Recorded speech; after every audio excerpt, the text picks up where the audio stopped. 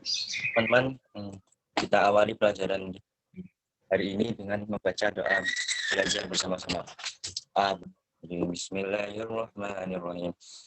Rabbi shrah li sadri wa yassir li amri wahlul 'uqdatam min lisani yafqahu qawli. Rabbi zidni ilma warzuqni fahma. Amin. Namun Ustazah. Ya, terima kasih Mas Fathi yang sudah memimpin untuk berdoa. Semoga belajar kali ini dimudahkan ya. Sesuai dengan yang Ustazah kemarin jelaskan waktu hari Sabtu yang lalu ya, untuk yang geografi, materi-materi yang berpeluang muncul di soal-soal UTBK, hasil dari analisis Ustazah dari tahun 2008 sampai 2018 itu yang paling besar atau yang sering muncul atau yang setiap tahun muncul sampai tahun 2008 itu adalah soal penginderaan jauh. Nah, sehingga kita akan mulai pembahasan materi sebentar dulu gitu ya. Nanti kita akan membahas di tadi soal-soal yang sudah tadi kalian kerjakan. Ini kira-kira semua sudah mengerjakan 5 soal yang tadi atau belum? Ya, sudah. Ya, alhamdulillah. Rohmat? Us. Rohmat sudah. Sampun. Ari Wahyu? Sudah, Us. Ya, Riki? Belum, Mus. Oh ya, Riki sambil mengerjakan ya. Soalnya cuma 5 ya, soalnya berkaitan dengan remote sensing. Jadi silahkan dikerjakan dulu hanya 5 dan nanti biar kita bisa menilai gitu. Kira-kira sudah sejauh mana, bukan menilai, mengevaluasi sudah sejauh mana memahami soal-soal tersebut. Nah, ini Ustazah ulangi dulu materi tentang penginderaan jauh ya. Ini sudah saya sampaikan waktu kalian kelas 10 semester 1 di materi penginderaan jauh atau remote sensing. Ya, jadi ini mengulangnya sebentar saja ya. Sebentar. Nah, apa sebenarnya itu remote sensing atau penginderaan jauh? Jadi penginderaan jauh itu adalah ilmu dan seni untuk memperoleh informasi tentang objek, wilayah, atau gejala dengan cara menganalisis data yang diperoleh dengan menggunakan alat tanpa kontak langsung terhadap objek, wilayah, atau gejala yang dikaji. Jadi dalam penginderaan jauh itu intinya kita memperoleh data tanpa kita harus datang ke wilayah atau objek atau gejala yang akan kita ambil datanya gitu ya. Jadi ini pengambilan data dengan menggunakan teknologi. Nah, ini contohnya gitu ya. Misalnya kita mau mengambil data tentang penggunaan lahan gitu ya. Di wilayah ini penggunaan lahannya apa? Nah, kita identifikasi. Nah, ketika mengidentifikasi penggunaan lahan ini ya, kita tidak harus datang ke tempatnya gitu ya, tapi dengan menggunakan produk dari penginderaan jauh yaitu bisa berupa foto, bisa berupa citra satelitnya yang keduanya sama-sama nanti menghasilkan gambar seperti ini dan kemudian kita ambil datanya. Nah, cara untuk mengambil data dari penginderaan jauh yang masih berupa foto ini adalah dengan menggunakan unsur interpretasi citra gitu ya. Jadi ketika kita mau mengidentifikasi sebuah objek, sebuah wilayah atau sebuah gejala, itu menggunakan unsur interpretasi citra. Jadi misalnya, oh ini objek apa sih kok gede banget gitu ya. Jadi bentuknya besar, terus kemudian warnanya ada yang putih, dia cerah, terus kemudian dia lebih besar ukurannya dari objek lain di sekitarnya. Terus di sini ada jalannya, dia dekat dengan jalan lebarnya ya, dia jalannya cukup besar gitu ya, sehingga transportasi sangat lancar di sini misalkan. Nah, itu adalah salah satu contoh cara mengidentifikasi sebuah objek menggunakan unsur interpretasi citra. Nah, di dalam soal-soal yang nanti yang tadi sudah kalian kerjakan, sebagian besar soal UTBK tentang penginderaan jauh itu soalnya berupa identifikasi objek, ya kan? Dari 5 soal, 4 soal itu berupa identifikasi objek dan menggunakan unsur interpretasi citra. Kelima-lima ya kalau nggak salah ya. itu tentang identifikasi objek. Jadi ketika nanti mengidentifikasi, kalian juga harus bisa membayangkan kira-kira di foto udara itu objeknya bentuknya seperti apa gitu ya, sehingga kalian nanti bisa mengidentifikasi objek yang dimaksud di soal menggunakan unsur interpretasi citra.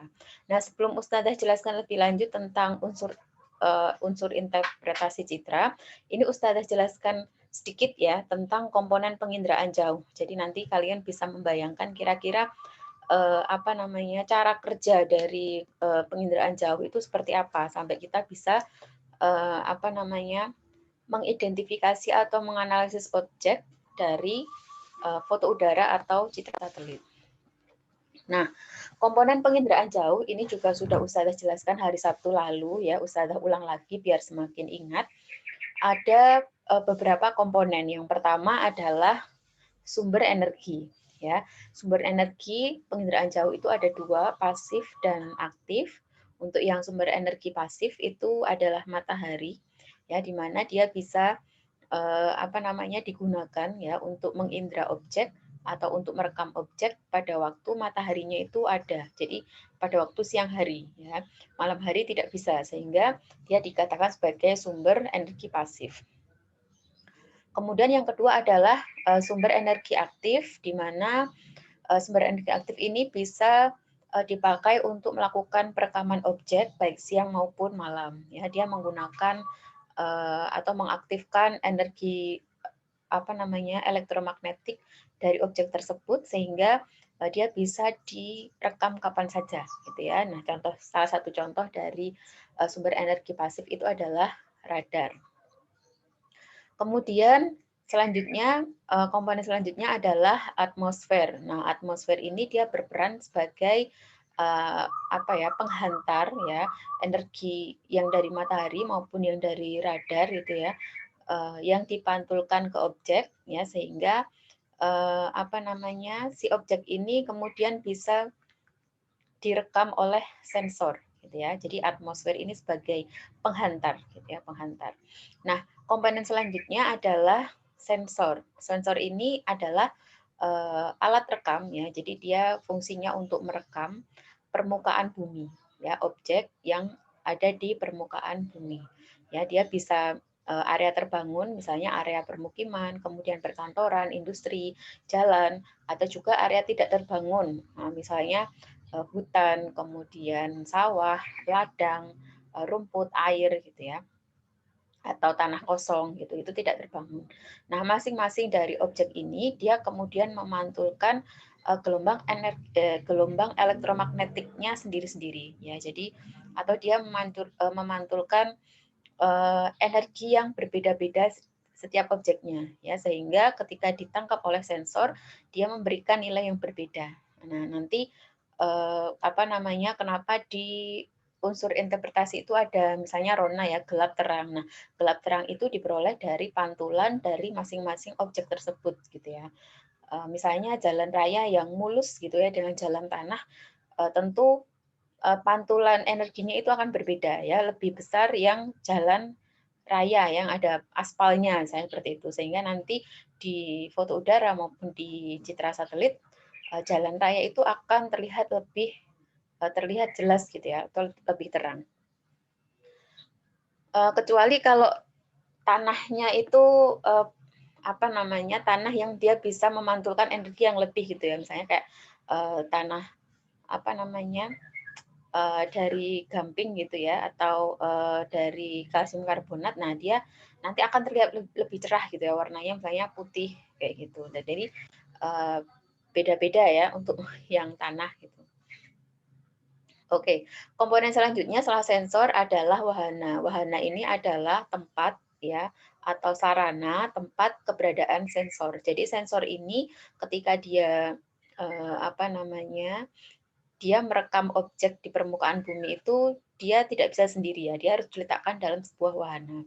Nah, wahananya berupa apa? Bisa berupa pesawat terbang gitu ya. Kalau dari foto udara di negara kita diambil oleh atau direkam oleh jawatan topografi, dia di bawahnya TNI AD ya. Kalau di Solo itu ada dekat keraton itu ada jawatan topografi yang dia mengadakan pelatihan-pelatihan untuk pengambilan foto udara gitu. Nah, bisa pesawat ya, kemudian bisa juga balon udara.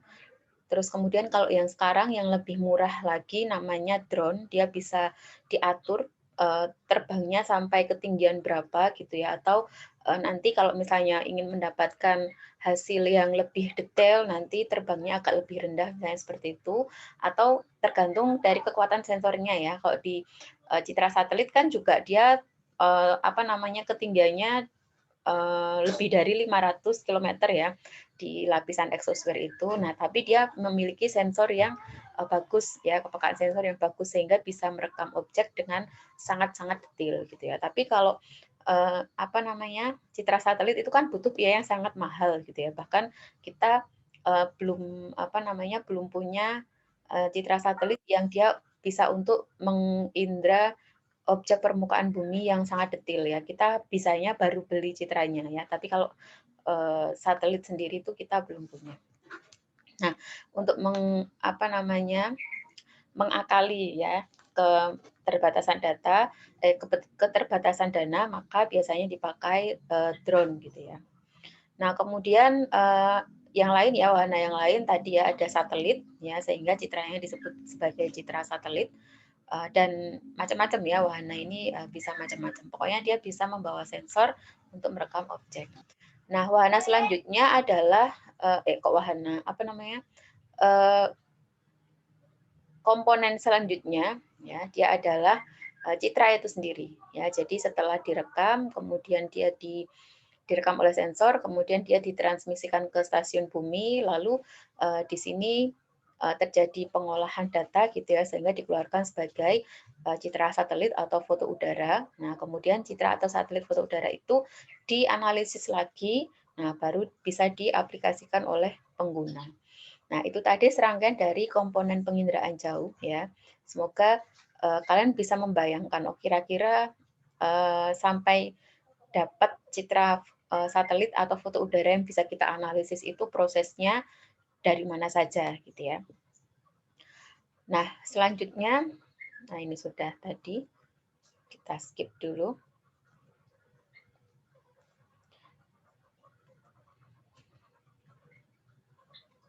Nah, untuk macam-macam citra foto, ya sebenarnya ini sangat jarang keluar di soal gitu ya, tapi Ustazah jelaskan sedikit ya, siapa tahu mungkin nanti di UTBK 2021 keluar. Citra foto ini biasanya dia diambil atau biasanya dia menggunakan yang non elektrik gitu ya. Biasanya pakai foto udara gitu, dan dia tidak seperti citra satelit. Kalau citra satelit kan dia digital biasanya. Nah, kalau ini dia manual bentuknya. Yang pertama adalah citra ultraviolet. Dia direkam menggunakan sinar ultraviolet. Kalau tadi kalian melihat ini ya spektrum elektromagnetik. Nah, ini ada banyak kanal-kanal gitu ya. Kanal itu apa ya? Saluran-saluran. Banyak saluran-saluran. Jadi ada sinar gamma, ada sinar X, ada ultraviolet, ada sinar tampak atau visible light, ada infrared, ada radar, ada FM TV, ada shortwave dan sebagainya. Nah, spektrum elektromagnetik ini ya, gampangnya gini, kalau mata kita melihat benda gitu ya. Nah, mata kita itu menggunakan visible light atau sinar tampak, sehingga benda yang kita lihat itu misalnya memiliki warna. Nah, spektrum elektromagnetik yang kita gunakan, yang digunakan oleh mata kita itu adalah sinar tampak yang panjangnya itu segini. Nah, padahal spektrum sinar itu lebih lebar lagi gitu ya. Dia punya saluran-saluran dan dia lebih lebar lagi. Nah, bayangkan dari sini ke sini kita cuma pakai yang di sini tok gitu ya. Kalau kalian lihat film superhero yang dia matanya bisa mengeluarkan sinar X, nah dia berarti dia memiliki spektrum elektromagnetik yang lebih lebar lagi gitu ya, segini gitu. Nah, kalau kemampuan manusia biasa kan cuma segini. Nah, kalau yang superhero itu mungkin dia bisa mengeluarkan sinar gamma, bisa mengeluarkan sinar X gitu ya, atau bisa mengeluarkan sinar inframerah. Nah, berarti dia memiliki spektrum elektromagnetik yang lebih lebar lagi. Nah, paham ya? Semoga paham dengan analogi yang tadi. Nah, foto udara ultraviolet itu direkam menggunakan sinar ultraviolet ya, makanya warnanya biru ya, seperti ini.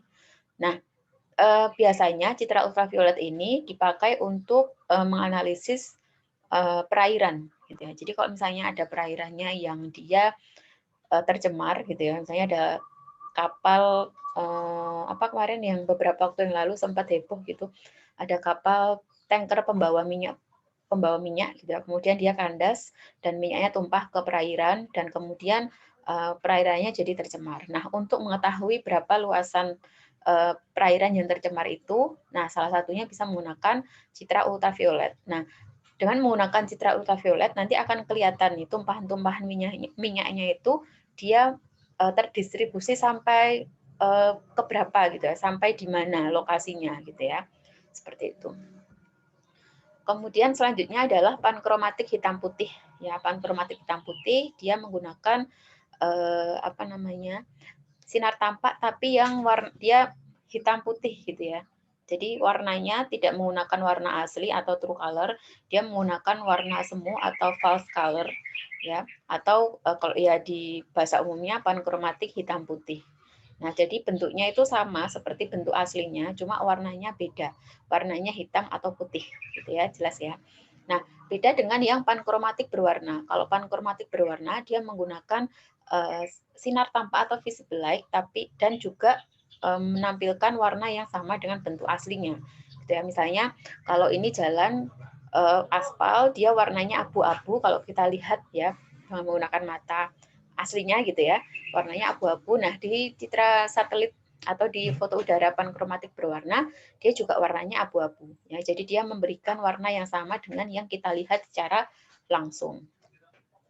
Selanjutnya adalah inframerah hitam putih. Nah, inframerah ini biasanya dia menggunakan sinar atau spektrum inframerah yang bentuknya itu mungkin tidak sama seperti kalau kita melihat foto udara pankromatik ya. Kalau pankromatik tadi bentuknya itu benar sama seperti yang kita lihat secara langsung. Tapi kalau yang inframerah enggak gitu ya. Dia menggunakan sinar inframerah. Nah, ini apa namanya? Kadang juga berguna ya untuk membedakan antar objek-objek tersebut gitu ya. Misalnya kalau yang bisa kan beberapa objek ada yang bisa dilihat menggunakan inframerah, ada yang tidak. Nah, untuk membedakan itu biasanya dipakai inframerah. Kalau yang hitam putih ya warnanya hanya hitam putih saja, tapi kalau yang inframerah berwarna ya dia ada warnanya kayak gitu seperti ini. Nah, biasanya sinar inframerah itu dia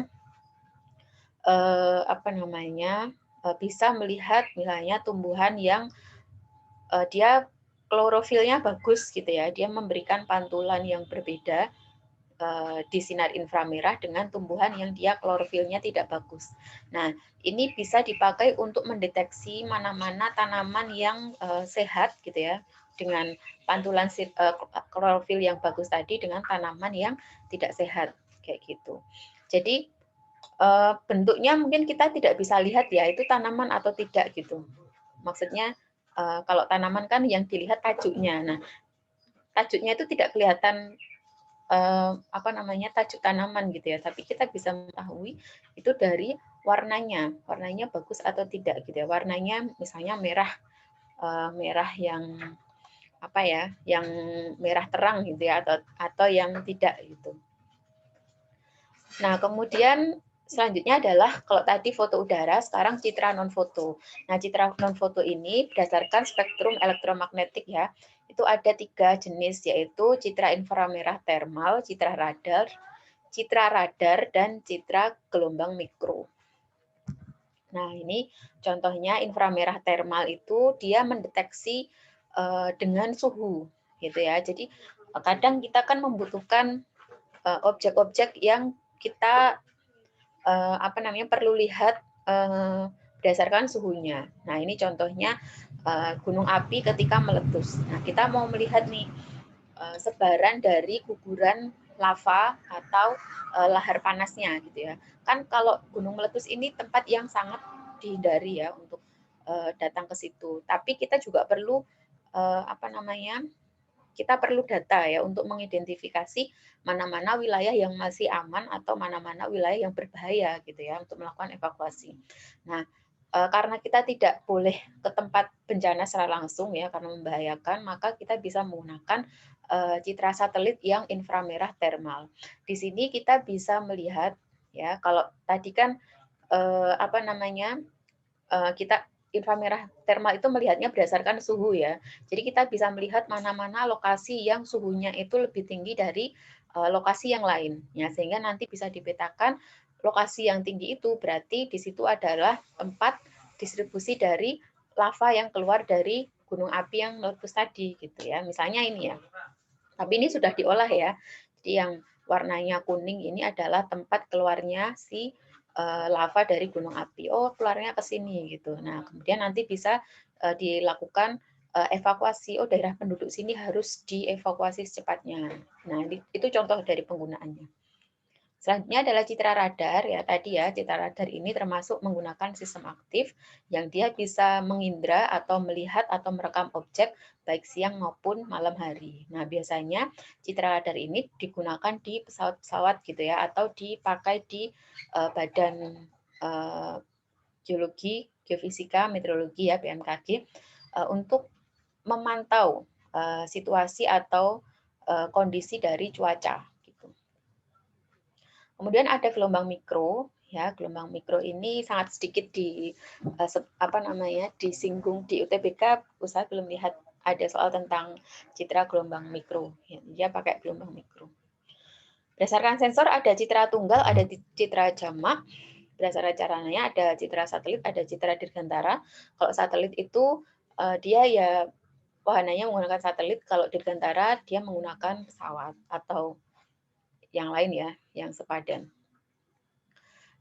Citra satelit, nah contohnya NOAA, nah dia dipakai untuk mengindra cuaca. Nah biasanya NOAA ini kalau di kita untuk mendeteksi sebaran dari titik panas atau hotspot ya di waktu musim kemarau misalnya Indonesia itu akan dipantau oleh NOAA-nya untuk mengetahui apakah ada sebaran hotspot di hutan-hutan di Indonesia karena kita kan sudah sering kali kebakaran ya hutannya kebakaran ketika musim kemarau. Nah NOAA ini dia dari Amerika ya perusahaan Amerika. Nah dia merekam ya kondisi hutan di Indonesia apakah ada hotspotnya atau tidak ya di musim kemarau. Kemudian citra Viking itu untuk mengindra planet ya. Kemudian citra MOS Marine Observation Satellite ini untuk mengindra laut ya. Pokoknya dia mengkaji wilayah laut atau pesisir gitu. Selanjutnya adalah Landsat. Landsat ini dia untuk dipakai biasanya untuk menganalisis penggunaan lahan gitu ya. Dia juga satelit yang dipunyai oleh Amerika. Kemudian ada Whigbird. Whigbird juga dimiliki oleh Amerika dan dia kalau Landsat tadi dia resolusinya kurang bagus ya sehingga dia tidak bisa mendeteksi objek yang detail tapi dia bisa melihat objek yang lebih luas lagi cakupannya berupa bentuk lahan penggunaan lahan gitu ya. Misalnya yang ini kita bisa melihat kalau di sini ya.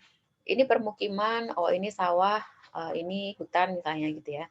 Jadi untuk menganalisis penggunaan lahan sangat bagus dipakai citra Landsat. Kemudian Whigbird. Nah, Whigbird ini karena dia memberikan gambar yang lebih jelas, dia biasanya dipakai untuk menganalisis perkotaan atau kajian perkotaan, misalnya kepadatan penduduk, kepadatan permukiman gitu ya. Kemudian jaringan jalan, jaringan transportasi. Nah, ini dipakai Whigbird. Ikonos ini juga sama dengan Whigbird ya, lebih detail Whigbird ya. Whigbird itu 0,5 meter objek bisa kelihatan. Kalau Ikonos objek 1 meter bisa kelihatan. Nah, ini Whigbird Ikonos GeoEye itu sama-sama memiliki fungsi yang sama yaitu sebagai kajian perkotaan ya. Kemudian selanjutnya adalah interpretasi citra ya, interpretasi citra seperti yang tadi Ustazah terangkan ya. Jadi soal-soal UTBK itu lebih ke penafsiran interpretasi citra ya. Kalian diminta untuk mengidentifikasi objek menggunakan unsur interpretasi citra. Sebenarnya interpretasi citra itu apa? Yaitu kegiatan menafsir, mengkaji, mengidentifikasi, dan mengenali objek pada citra yang selanjutnya menilai arti penting dari objek tersebut. Ya, ada interpretasi digital dan visual yang sering ditanyakan di UTBK itu interpretasi visual. Kalau digital nanti menggunakan komputerisasi, ya pakai angka-angka begitu. Kalau yang visual nanti menggunakan unsur interpretasi citra. Nah, yang biasanya ditanyakan di soal UTBK adalah kemampuan kalian untuk menggunakan unsur interpretasi citra ini untuk mengidentifikasi objek ya. Di soal yang Ustazah tadi 4 dari 5 soal itu dia menanyakan tentang unsur interpretasi citra. Yang pertama adalah rona dan warna. Rona itu dipakai untuk mengidentifikasi objek yang citra atau foto udaranya itu hitam putih ya.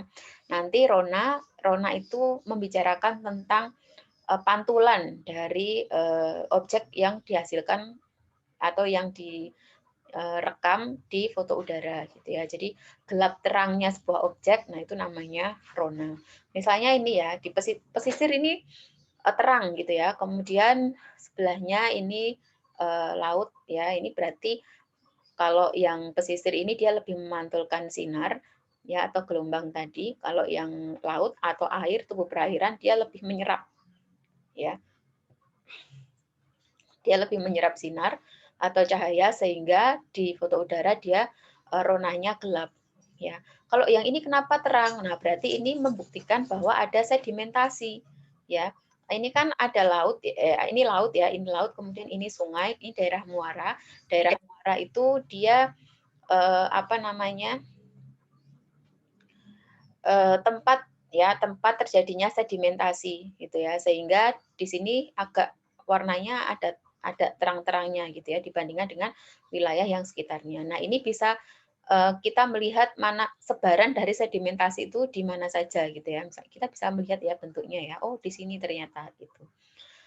Nah, kemudian kalau misalnya di sungai ya, kalau sungai yang, nah kayak gini, ini sungainya, kita bisa melihat ada sedimentasi nggak di sungai tersebut gitu ya. Oh ada, ini yang warnanya lebih terang ini adalah sedimentasi yang ada di sungai. Ya, kalau kita lihat di secara langsung, mungkin ini bisa berupa channel bar atau point bar gitu ya, endapan yang ada di kanan kiri sungai atau yang ada di tengah sungai. Gitu. Ini warnanya lebih terang kayak gini. Nah, yang warnanya lebih gelap berarti dia adalah air sungainya sendiri, gitu ya. Nah, kemudian apa namanya? Yang kotak-kotak, ini kenapa juga gelap ya? Beda dengan yang di sini. Nah, berarti di sini nggak ada. Ini permukaannya bukan sedimen gitu ya. Ini permukaannya adalah air juga sama seperti ini, gitu ya. Nah, kalau permukaannya air, bentuknya kotak-kotak begini, nah dimungkinkan mungkin ini adalah tambak, gitu ya. Gitu. Nah, itu adalah rona. Nah, sedangkan warna itu biasanya dipakai untuk citra atau foto udara yang warna, yang seperti tadi contoh pankromatik tadi ya, dia kan menggunakan warna yang sesuai dengan warna asli dari objek tersebut gitu. Oke, 10 menit lagi ternyata. Nah, selanjutnya ukuran. Nah, kalau ukuran ini ya ukuran dari objeknya gitu ya. Biasanya dipakai untuk mengidentifikasi objek-objek yang dia memiliki ukuran khusus. Contohnya lapangan gitu ya. Kalau kita mau mengidentifikasi mana sih lapangan sepak bola, mana lapangan tenis misalnya, mana lapangan untuk lari ya, kita melihat ukurannya gitu ya untuk membedakan sama-sama kotak ya. Misalnya voli, sepak bola, basket sama-sama kotak. Nah, tapi kita bisa membedakan lapangan-lapangan itu berdasarkan ukurannya gitu ya. Ukurannya berapa sih? Sepak bola kan punya lapangan ukuran sendiri ya. Voli juga seperti itu, basket juga seperti itu. Gitu. Selanjutnya adalah bentuk. Nah, bentuk ini adalah ya bentuk-bentuk dari objek ya yang kita lihat dari atas atau dari permukaan. Nah, contohnya ini misalnya ini bentuknya kerucut gitu ya. Ini gunung api Nah, beda dengan yang sekitarnya ini landai gitu ya, tidak ada bentuknya seperti ini gitu. Itu contohnya. Atau misalnya bentuk rumah, kalau kita mau mengidentifikasi rumah, apakah itu rumah permukiman atau itu daerah industri atau itu daerah pertokoan, kita bisa mengidentifikasi melalui bentuknya gitu ya. Selanjutnya bayangan. Nah, bayangan ini biasanya dipakai untuk mengidentifikasi objek-objek yang dia memiliki ketinggian. Ya, jadi misalnya apakah di wilayah itu kita mau mengidentifikasi bangunan-bangunan misalnya apa yang tinggi itu gedung misalnya. Ada berapa gedung sih yang ada di wilayah itu? Nah, kita mengidentifikasi objek-objek yang ada bayangannya. Nah, kalau dia itu objeknya tinggi, otomatis kan ada bayangannya. Nah, berarti itu gedung. Kalau misalnya dia rumah tapak.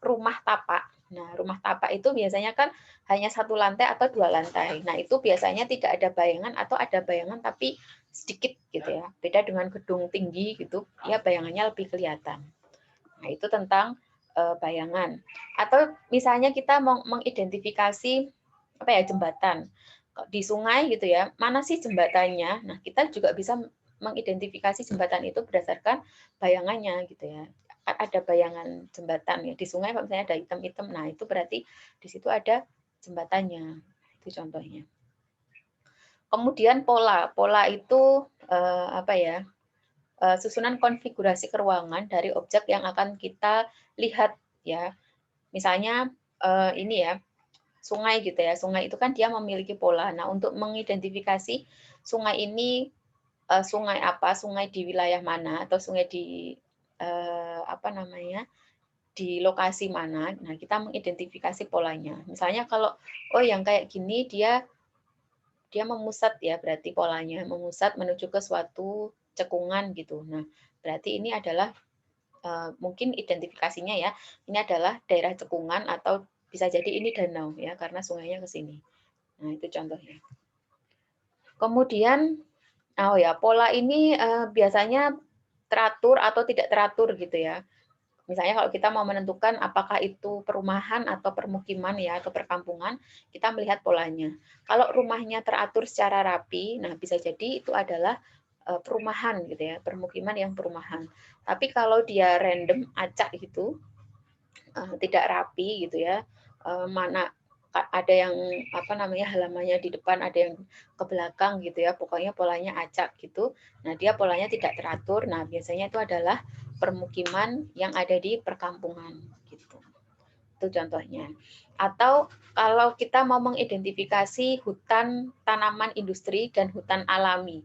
Nah, itu juga bisa menggunakan pola gitu ya. Kalau hutan industri ya dia pasti polanya teratur ya, karena ditanamnya kan teratur ya, berderet-deret gitu. Nah, kalau hutan alami kan dia sesukanya gitu ya tumbuhnya ya. Jadi dia polanya lebih tidak teratur gitu. Atau mau apa namanya? Semak belukar dan sawah. Nah, itu sudah pasti beda ya. Kalau sawah dia polanya lebih teratur, kalau yang semak belukar nah dia tidak teratur. Nah, itu contohnya. Ini contoh yang lain dari tadi ya, yang sungai tadi contoh sungainya. Misalnya ini kan kotak-kotak begini sungainya. Nah, dia bersudut berarti dia polanya adalah pola rektangular ya. Pola drainasenya rektangular. Berarti ini wilayahnya adalah patahan. Itu contoh. Nah, ini juga pola. Selanjutnya tekstur. Tekstur ini bicara mengenai halus dan tidaknya. Ya, contohnya misalnya ini lebih halus daripada yang ini gitu ya. Ini wilayah landai yang tidak terkena erosi. Nah, ini adalah daerah lereng yang dia sudah terkena erosi. Nah, ini contohnya.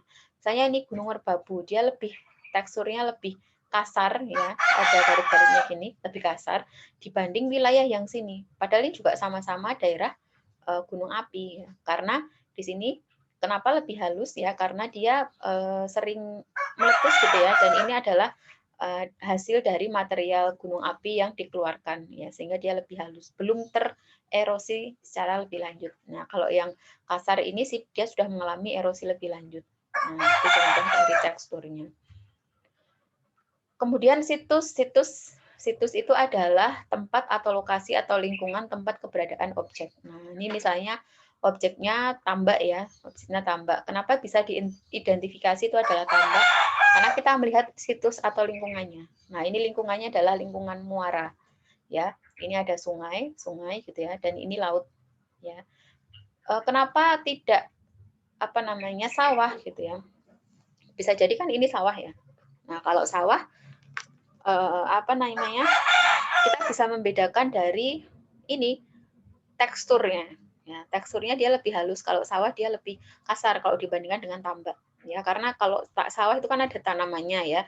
Kalau tambak kan nggak ada, dia hanya air saja. Jadi dia lebih halus teksturnya gitu. Nah, itu contoh untuk mengidentifikasi menggunakan unsur interpretasi ya. Kadang tidak hanya satu ya, kadang membutuhkan banyak unsur interpretasi untuk membedakan atau untuk mengidentifikasi sebuah objek. Oke, selanjutnya yang terakhir ya, asosiasi. Asosiasi itu adalah objek lain yang bisa dipakai untuk mengidentifikasi atau menandakan objek yang akan kita identifikasi itu apa. Biasanya asosiasi ini berupa objek yang khusus gitu ya. Misalnya kalau kayak gini ya, ini kan kayak jalan gitu. Ini jalan raya atau jalan kereta api. Kita mengidentifikasinya itu melalui asosiasi. Asosiasinya apa? Apakah ada stasiun di situ atau ada kereta yang sedang lewat gitu ya. Kalau misalnya itu jalan ya pasti mobil ya, dia lebih kecil-kecil bentuknya gini, kayak gini misalnya. Ini jalan raya. Tapi kalau misalnya oh kok ini panjang gitu ya, berarti ini bukan mobil, ini kereta gitu ya. Kalau sudah menemukan asosiasinya, oh ini ada keretanya, berarti kita bisa menentukan objeknya ini adalah rel kereta, bukan jalan raya. Nah, itu contohnya. Contoh lain misalnya untuk mengidentifikasi apakah itu lapangan gitu ya, lapangan sepak bola dan lapangan basket misalnya. Kan sama-sama kotaknya. Nah, untuk membedakan mana lapangan sepak bola, mana lapangan basket, kita cari asosiasinya. Kalau di lapangan sepak bola itu kan ada cirinya, yaitu ada gawangnya ya. Kita lihat di kotak itu gitu ya. Ada gawangnya atau enggak ya. Oh, ada. Nah, kalau ada berarti dia lapangan sepak bola. Nah, itu gawang itu sebagai asosiasi atau objek penciri dari lapangan sepak bola tersebut gitu. Itu materi yang bisa Ustazah sampaikan ya. Mungkin beberapa tadi bisa menjawab karena waktunya tinggal 1 menit lagi gitu ya. Insya Allah nanti untuk pembahasan soalnya akan Ustazah sampaikan di pertemuan selanjutnya ya. Jadwalnya kira-kira kapan ya kalian ya? Sebentar.